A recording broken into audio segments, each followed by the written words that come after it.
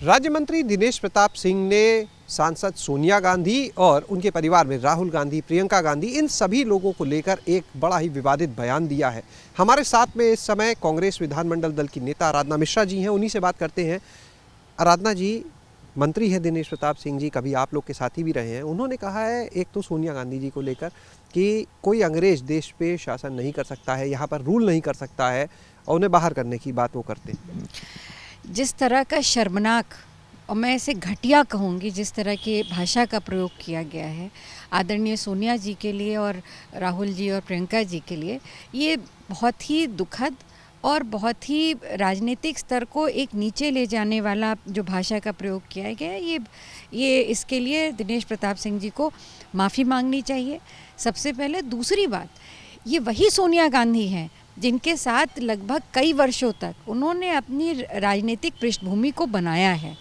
जब वो और उनके परिवार के लोगों को वहाँ लाभ दिख रहा था, तब सोनिया जी विदेशी नहीं थी, तब उनके साथ वो लगातार उनके साथ कंधे से कंधा मिलाकर चले, सारे लाभ आपने ले लिए, सारे पद ले लिए, और जब आपको उससे ज़्यादा लाभ और आपकी मजबूरियां दिखाई दी तो आप भारतीय जनता पार्टी में चले गए। चलिए ठीक है, वो आपका निर्णय हो सकता है, पर जिसने आपको यहाँ तक पहुँचाने में जिस परिवार ने मदद की हो, जिसने आपका सहयोग दिया हो, जिसने आप पे विश्वास किया हो, उसके खिलाफ इस तरह के घटिया शब्दों का प्रयोग करना बहुत ही शर्मनाक है। पिछले दिनों जब भारत जोड़ो यात्रा यहाँ पर आई तो उसमें राहुल गांधी जी, प्रियंका गांधी जी की एक तस्वीर बहुत चर्चा में रही थी, जिसमें राहुल गांधी जी प्रियंका जी से स्नेह अपना जता रहे थे। वो तस्वीर आपको भी ध्यान है, बहुत चली। लेकिन उस तस्वीर को लेकर भी दिनेश प्रताप सिंह जी का कहना है कि बहुत भद्दी तस्वीर है। उसको लेकर उन्होंने मतलब कई तरह की बातें कही, मैं दोहराना नहीं चाहूँगा। देखिए, ये संकीर्ण विचारधारा को दर्शाता है। इत्तेफाक की बात है कि जिस वक्त जिस फ़ोटो की आप बात करें, मैं ठीक प्रियंका जी के बगल में बैठी थी। जिस मंच की फ़ोटो है, ये गाज़ियाबाद में लोनी की फ़ोटो है, और जो उत्साह उन्होंने राहुल जी ने देखा वहाँ पे लोगों का, उसको देख कर के बहुत खुश थे। और क्योंकि Priyanka ji general secretary in charge थी और उन्होंने पूरा आयोजन किया था अपने भाई के लिए और राहुल जी के लिए, तो उन्होंने एक अपना स्नेह अपनी बहन को दिखाया जो बड़ा स्वाभाविक था और बहुत नेचुरल था वो। और मैं मानती हूँ कि हमारी भारतीय सभ्यता में, मैं याद दिलाना चाहती हूँ दिनेश प्रताप सिंह जी को कि हमारी भारतीय सभ्यता में बहन भाई के प्यार की एक बहुत बड़ी जगह है। भाई बहन के परिवार के प्यार का सबसे बड़ा अगर प्रतीक है तो भैया दूज और रक्षाबंधन का त्यौहार है। और हमेशा इतिहास में अगर आप देश का इतिहास ले लीजिए तो कई ऐसे उदाहरण हैं जब भाई और बहन के प्यार की मिसालें आज भी दी जाती हैं। तो उसको अगर आप किसी दूरदृष्टि से देखें, गलत दृष्टि से देखें, तो मैं मानती हूँ कि ये केवल राहुल जी और प्रियंका जी के उस तस्वीर का ही वो नहीं है, अपमान नहीं है, ये पूरे हमारे राष्ट्र की सभ्यता, भाई बहन के प्यार का अपमान किया है उन्होंने, और उनको तत्काल इस पे माफ़ी मांगनी चाहिए। और अगर वो इस पे नहीं माफ़ी मांगते हैं तो क्योंकि वो कैबिनेट मंत्री हैं भारतीय जनता पार्टी में, पार्टी को इनके इस घटिया बयान के लिए स्वयं माफ़ी मांगनी चाहिए। मुख्यमंत्री जी इसका संज्ञान लें, मैं ये अनुरोध करूँगी। आराधना जी, उन्होंने इस तस्वीर को लेकर, मैं एक सवाल फिर करूंगा, उन्होंने तस्वीर को लेकर कहा ये भारतीय संस्कृति में नहीं आता है। उन्होंने तो एक क्राइटेरिया सा सेट कर दिया कि भारतीय संस्कृति में भाई बहन कैसे प्यार करेंगे, पाश्चात्य सभ्यता में कैसे करेंगे।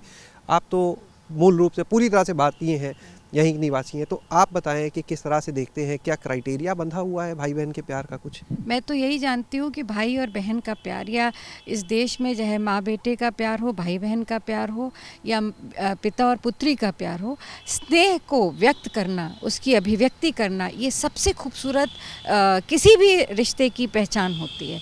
और मैं मानती हूँ कि अगर अभिव्यक्त कर रहे हैं आप उस स्नेह को, तो ये हमारी सभ्यता की ताकत है, ना कि कमज़ोरी। और मैं ये ज़रूर कहूँगी कि भाई बहन के प्यार को या किसी भी संबंध के प्यार को कि परिभाषित करने की ठेकेदारी किसी को नहीं दी गई है। इसका सर्टिफिकेट किसी को देने का अधिकार नहीं है। ये हमारा देश है, हमारी परंपराएं, हमारी संस्कृति है। और जितने वो भारतीय संस्कृति का पालन करते हैं, समझ रखते, कहीं उससे ज़्यादा कांग्रेस पार्टी और कांग्रेस पार्टी के सभी लोग, जिसमें राहुल जी, सोनिया जी और प्रियंका जी भी हैं, वो भी उस संस्कृति का पालन करते आए हैं।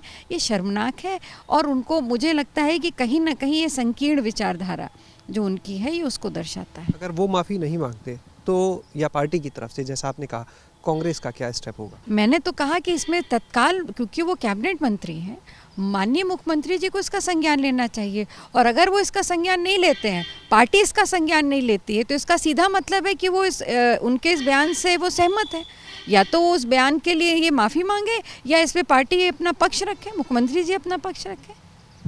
तो ये थी हमारे साथ में आराधना मिश्रा जी, जिन्होंने दिनेश प्रताप सिंह के बयान को बहुत ही घटिया कहा। उन्होंने कहा कि इस पूरे बयान के लिए उनको माफ़ी मांगनी चाहिए, भारतीय जनता पार्टी को माफ़ी मांगनी चाहिए, अपने बयान को वापस लेना चाहिए। उन्होंने कहा कि भाई बहन के प्यार को लेकर जिस तरह की बातें उन्होंने कही, या सोनिया गांधी जी को लेकर जिस तरह की बातें कही, बहुत ही शर्मनाक है। कैमरा सहयोगी प्रमोद के साथ शैलेश अरोरा, एबीपी गंगा, लखनऊ।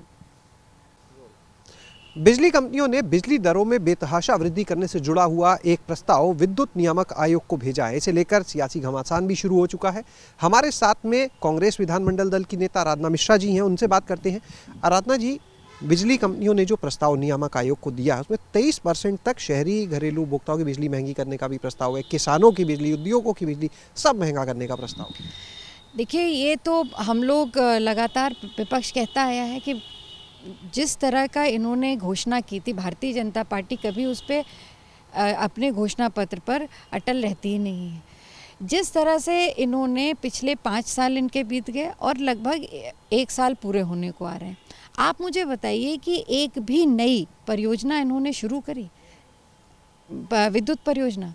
जब आपके पास बिजली बनाने की क्षमता नहीं है तो आप उसकी आपूर्ति करेंगे कैसे? यही विपक्ष का सवाल लगातार मैंने तो विधानसभा में पूछा कि आप जब एक नई यूनिट बनाएंगे नहीं तो आप उसकी खपत कैसे करेंगे? लगातार उत्तर प्रदेश में आबादी बढ़ती जा रही, बिजली की खपत बढ़ती जा रही, लिहाजा अगर आपके पास केंद्र नहीं है तो आप बिजली खरीदेंगे, और आप खरीदेंगे तो आप गरीब आदमी पर, खासकर किसान पर और मध्यम वर्ग पर एक बोझ डालने जा रहे हैं। किसान को आपने कहा कि हम बिजली मुफ्त देंगे या हाफ देंगे, उस कई पैमाने आपने तय किए कि उनकी सिंचाई की बिजली हम माफ़ करेंगे, पर आप देखिए अंत क्या हुआ कि आज बिजली कम करना तो छोड़ दीजिए, बिल कम करना छोड़ दीजिए, उसको दुगना करने की कवायद शुरू हो गई। मध्यम वर्ग जो वैसे ही महंगाई की मार से सबसे ज़्यादा परेशान है, वो उसके ऊपर आज बिजली की कीमत बढ़ने का बोझ आएगा। और जिस इन्वेस्टर समिट जिसकी रूपरेखा तैयार हो रही है, लगातार उसकी तैयारियां शुरू हैं, जिसमें अरबों रुपए, करोड़ों अरबों रुपए खर्च होंगे, आप मुझे बताइए कि अभी इन्वेस्टमेंट एक भी नहीं आया। और इन्वेस्टमेंट क्यों नहीं आया? उसकी सबसे बड़ी यही वजह है कि आपके पास इंफ्रास्ट्रक्चर नहीं है। किसी भी अगर इन्वेस्टमेंट अगर कोई करता है, किसी भी फैक्ट्री के लिए, किसी भी मिल के लिए, किसी भी इन्वेस्टमेंट के लिए, बेसिक इंफ्रास्ट्रक्चर में बिजली सबसे बड़ी चीज़, इम्पॉर्टेंट कंपोनेंट है। और अगर आप बिजली ही नहीं दे सकते तो आपके पास इन्वेस्टमेंट करने कौन आएगा? यही वजह है कि आपके सारे इन्वेस्टमेंट समिट जितने थे सब फेल हो चुके हैं, आप फिर करने जा रहे हैं।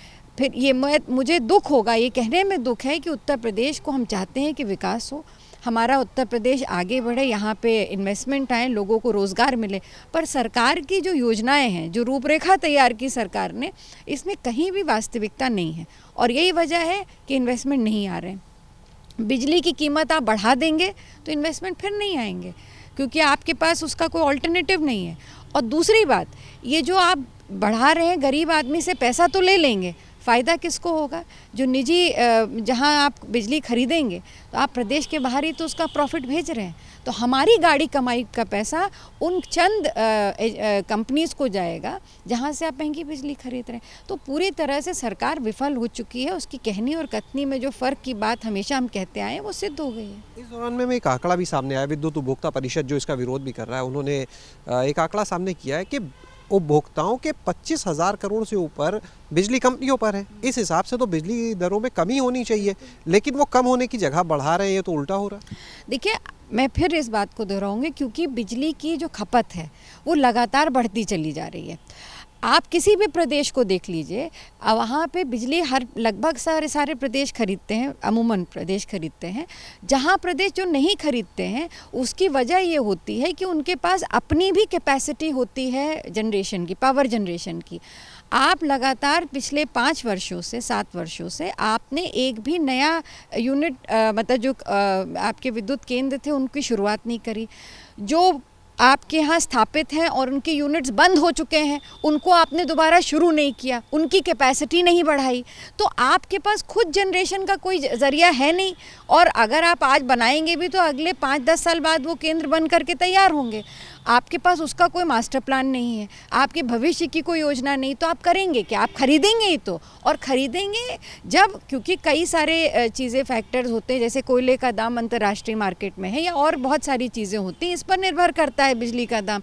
जब आपकी मजबूरी में आप कोई चीज़ खरीदने जा रहे हैं तो जाहिर सी बात है वो अपने टर्म्स एंड कंडीशन पे बिजली आपको बेचेंगे, और आपकी मजबूरी है उसे खरीदना। एक सवाल मैम आखिरी लेना चाहेंगे, इस पूरे मामले में कांग्रेस का आगे क्या स्टेप रहेगा? क्योंकि जब विद्युत नियामक आयोग अभी इस पूरे प्रस्ताव पर आपत्तियां भी लेगा, पब्लिक से भी वो कहता है अगर कोई आपत्ति दर्ज कराए, तो आप लोग तो राजनीतिक दल हैं, आप लोग इस पर क्या स्टैंड लेंगे? क्या अपनी आपत्ति लेकर नियामक आयोग तक जाएंगे, सरकार में, क्योंकि आप तो सदन का भी हिस्सा है, वहाँ जाएंगे, क्या करेंगे? बिल्कुल, हम इस पूरी तरह से उत्तर प्रदेश की जनता के साथ हैं, किसानों के साथ हैं, और नियामक आयोग का जो भी ये सुझाव जो आया है इसके खिलाफ हमें जहाँ भी जाना पड़ेगा हम जनता के साथ खड़े हैं, उनके साथ खड़े रहेंगे। जो हमारे सुझाव हैं उनको भी लेकर के हम जाएंगे। बहुत बहुत शुक्रिया। तो ये थी हमारे साथ में आराधना मिश्रा जी, जिन्होंने कहा कि महंगी बिजली की अगर बात की जाए तो सरकार ने जो वादे किए थे उससे इतर काम कर रही है। कहा था कि जो बिजली है उसकी दरें कम होंगी, किसानों को राहत देंगे, आम जनता को राहत देंगे, लेकिन हो इसका इतर रहा है, और जिसे लेकर कांग्रेस भी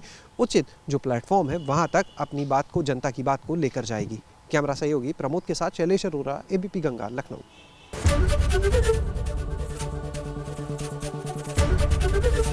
एबीपी गंगा, खबर आपकी, जुबान आपकी।